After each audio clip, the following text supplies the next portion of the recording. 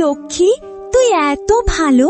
দেখ, আজ তোর জন্যে আমি কচি কচি ঘাস এনেছি, তাড়াতাড়ি খেয়ে নে। তোর দুধ বিক্রি করেই তো মা আমার জন্য নতুন খাতা কিনবে। শুধু খাতা কেন, তোর বন্ধু লক্ষ্মী ভালো করে দুধ দিলেই তো আমরা 3 বেলা পেট পুরে খেতে পাই।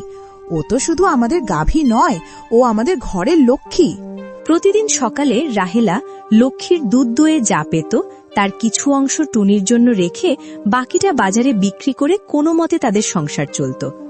অভাব ছিল, কিন্তু তাদের ছোট্ট পৃথিবীতে সুখের অভাব ছিল না। কিন্তু সেই সুখের দিনগুলো যেন এক ঝটকায় হারিয়ে গেল। সে বছর আষাঢ় শ্রাবণ মাসে এক ফোঁটাও বৃষ্টি হল না। সবুজ মাঠগুলো ধীরে ধীরে হলদে হয়ে গেল, তারপর শুকিয়ে ফেটে চৌচির হয়ে গেল। নদী নালা সব শুকিয়ে খাঁ খাঁ করতে লাগল। গ্রামে নেমে এলো এক ভয়াবহ দুর্ভিক্ষ। ঘরে তো একটা চালও নেই টুনি, আজ কি রান্না করব? লক্ষ্মীও বেচারি 3 দিন ধরে শুধু শুকনো খড় ছাড়া কিছুই খায়নি। দেখ, ওর শরীরটা কেমন শুকিয়ে কাঠ হয়ে গেছে। দুধ দেওয়াও প্রায় বন্ধ করে দিয়েছে। মা, লক্ষ্মী কি না খেয়ে মরে যাবে? ওর চোখ দুটো দেখো কেমন ছলছল করছে। ও মনে হয় খুব কষ্ট পাচ্ছে। আরো কয়েকদিন কেটে গেল। ক্ষুধার জ্বালায় টুনির ছোট শরীরটাও নেতিয়ে পড়েছে। একদিন রাতে যখন টুনি ক্ষুধায় ছটফট করতে করতে ঘুমিয়ে পড়েছে, রাহেলা তার মেয়ের শুকনো মুখের দিকে তাকিয়ে এক হৃদয় বিদারক সিদ্ধান্ত নিল। মাফ করে দিস লক্ষ্মী, আমার টুনির মুখ চেয়ে আমি আজ তোকে পরের হাতে তুলে দিতে বাধ্য হচ্ছি। তুই না থাকলে আমার মেয়েটা যে না খেয়ে মরে যাবে। পরদিন সকালে রাহেলা টুনিকে তার সিদ্ধান্তের কথা জানায়। না মা, তুমি এমন করতে পারো না। লক্ষ্মীকে আমি কিছুতেই বিক্রি করতে দেব না। ও আমাদের বন্ধু, ও না থাকলে আমি বাঁচব না। কি করব রে মা, আমার কাছে আর কোনো পথ খোলা নেই। লক্ষ্মীকে বিক্রি না করলে যে আমরা সবাই না খেয়ে মরে যাব। কথা দে, তুই আমাকে বাধা দিবি না। টুনির শত কান্না আর আর্তনাদ সেদিন রাহেলার কঠিন মনকে গলাতে পারল না। সে লক্ষ্মীর দড়ি ধরে গ্রামের ধনী ও লোভী মোড়ালের বাড়ির দিকে রওনা দিল। মোড়াল রাহেলার অসহায়ত্বের সুযোগ নিয়ে নামমাত্র দামে লক্ষ্মীকে কিনে নিল। কিন্তু মোড়ালের বাড়িতে লক্ষ্মীর জীবনটা হয়ে উঠল এক নরক যন্ত্রণা। মোড়াল আর তার লোকেরা লক্ষ্মীকে পেট ভরে খেতে দিত না, শুধু শুকনো খড় আর ভাতের মার খেয়ে তাকে থাকতে হতো। কিন্তু দুধ দোয়ানোর সময় তাদের কোনো দয়া মায়া ছিল না। কি রে কসাই গরু, টাকা দিয়ে কিনলাম কি শুধু ঘাস খাওয়ানোর জন্য? দুধ দিবি না তো তোকে দিয়ে কি হবে? দাঁড়া, কালই তোকে কসাইখানায় বিক্রি করে দেব। তোর মাংস বেচলে অন্তত কিছু টাকা তো ফেরত আসবে। লক্ষ্মী নীরবে সব অত্যাচার সহ্য করত, আর তার চোখ দিয়ে শুধু জল গড়িয়ে পড়ত। তার মনে পড়ত শুধু টুনির কথা, তার আদরের কথা।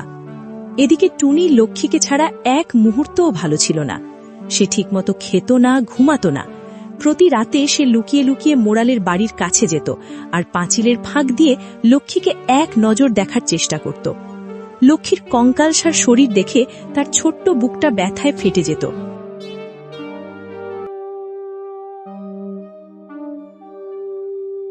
লক্ষ্মী, আমার লক্ষ্মী, ওরা তোকে কত কষ্ট দিচ্ছে রে।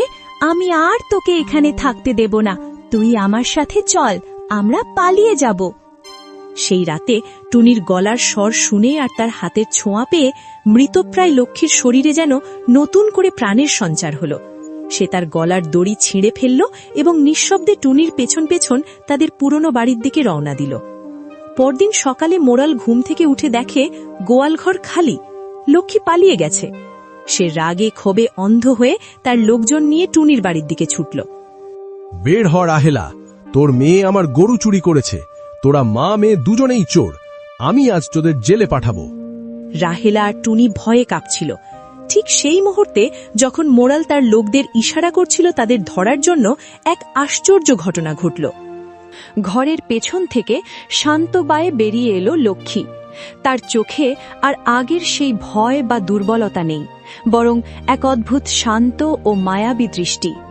লক্ষ্মী উঠোনের যে যে জায়গায় পা রাখছিল সেই শুকনো ফেটে যাওয়া মাটি ভেদ করে অলৌকিকভাবে গজিয়ে উঠছিল একরাশ সবুজ সতেজ ঘাস।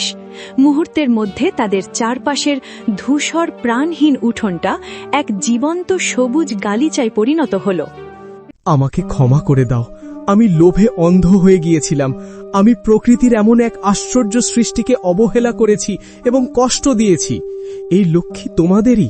আজ থেকে তোমাদের কোনো অভাব থাকবে না। তোমাদের সব দায়িত্ব আমার। এই অলৌকিক ঘটনা দেখে মোড়লের সব অহংকার, সব রাগ কর্পূরের মতো উবে গেল। তার লোভী চোখ দুটোয় নেমে এলো অনুশোচনার জল। সে বুঝতে পারল সে কত বড় পাপ করেছে। সে ছুটে গিয়ে টুনি আর রাহেলার পায়ে পড়ল।